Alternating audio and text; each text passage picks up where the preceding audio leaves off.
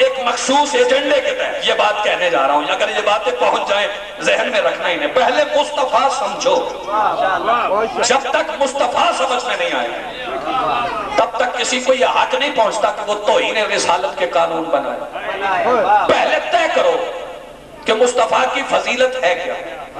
پہلا یہ آئین دے رہا ہوں، اگر یہاں کوئی سنی جوان بیٹھا ہے ایک بھی بندہ بات لے جائے تو میں سمجھتا ہوں میری محنت مکمل کامیاب ہو۔ یہاں سے ایک لائن میں واضح کرنا چاہتا ہوں، مصطفیٰ معصوم،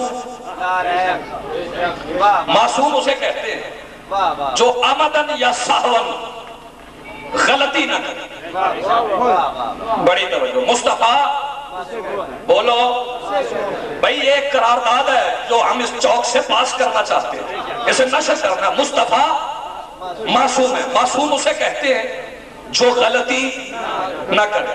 بڑی توجہ، پہلی لائن میں نے دی ہے، مصطفیٰ معصوم ہے جو عمدن یا سہون غلطی نہ کرے، اسے مصطفیٰ کہتے ہیں جو معصوم۔ دوسری لائن دینے لگا، اسے بھی ایک قرارداد سمجھ، مصطفیٰ کسے کہتے ہیں جو بھولے نہ۔ مصطفیٰ اسے کہتے ہیں جو بھولے نہ۔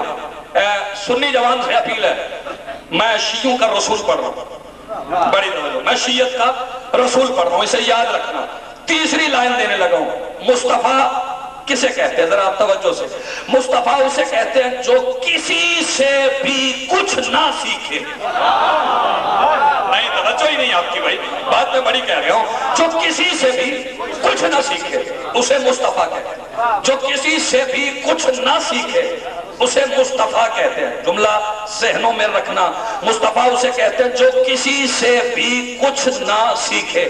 مصطفیٰ اسے کہتے ہیں جو چاہے تو سورج مشرق سے نکالے، توجہ ہی نہیں آپ کی، چاہے تو سورج مغرب سے نکالے۔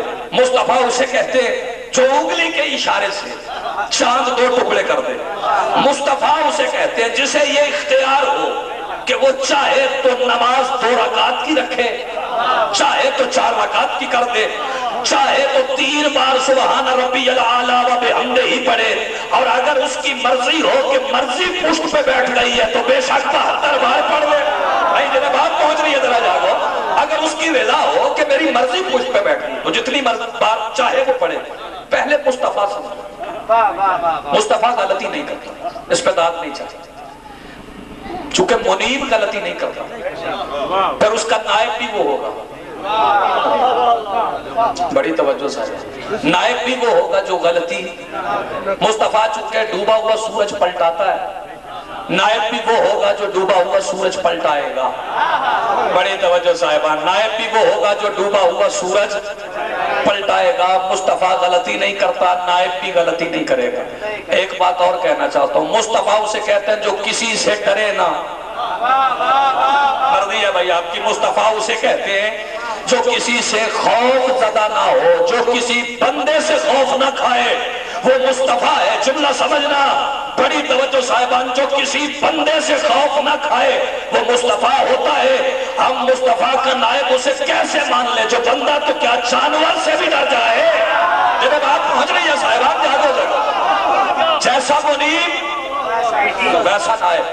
ایک بات طے ہو گئی، بس یہ آخری جملہ ہے، توہین رسالت پہ قانون بنانے والوں، سب سے بڑی گستاخی ہے رسول کی، سب سے بڑی توہین رسالت یہ ہے۔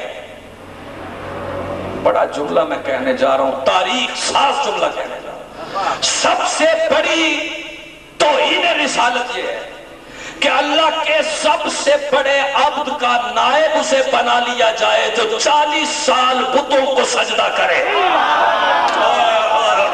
میں اس سے بڑا جملہ کیا کروں؟ یہ سب سے بڑی توہین رسالت، اس سے بڑی توہین رسالت ہو ہی نہیں سکتی کہ اللہ کے سب سے بڑے عبد کا نائب اسے بنایا جائے جو 40 سال بتوں کے سامنے جھکے۔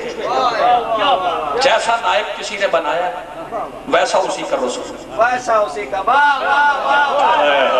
جیسا کسی نے نائب بنایا ویسا اس کا رسول۔ حسین نائب رسول ہے،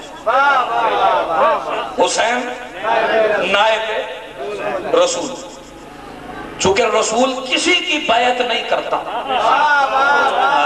بڑی توجہ، رسول کسی کی بیعت نہیں کرتا. حسین نائب رسول ہے، اس لیے حسین نے بھی کسی کی بیعت نہیں کی. حسین نے رسول کی بیعت سے انکار اس لیے نہیں کیا کہ وہ شرابی تھا. حسین نے یزید کی بیعت سے اس لیے انکار نہیں کیا کہ وہ شرابی تھا. حسین نے یزید کی بیعت سے اس لیے انکار نہیں کیا کہ وہ فاسق تھا، وہ فاجر تھا. حسین نے یزید کی بیعت سے انکار کیوں کیا؟ اس لیے کہ وہ حسین سے مانگ رہا تھا، اور حسین اسے ہی کہتے ہیں جو بیعت کرے نا بیعت لے. توجہ ہے صاحب، توجہ صاحب، جو بیعت لے وہ حسین. بڑی توجہ، آخری جملے. حسین گھر سے نکلے کس لیے؟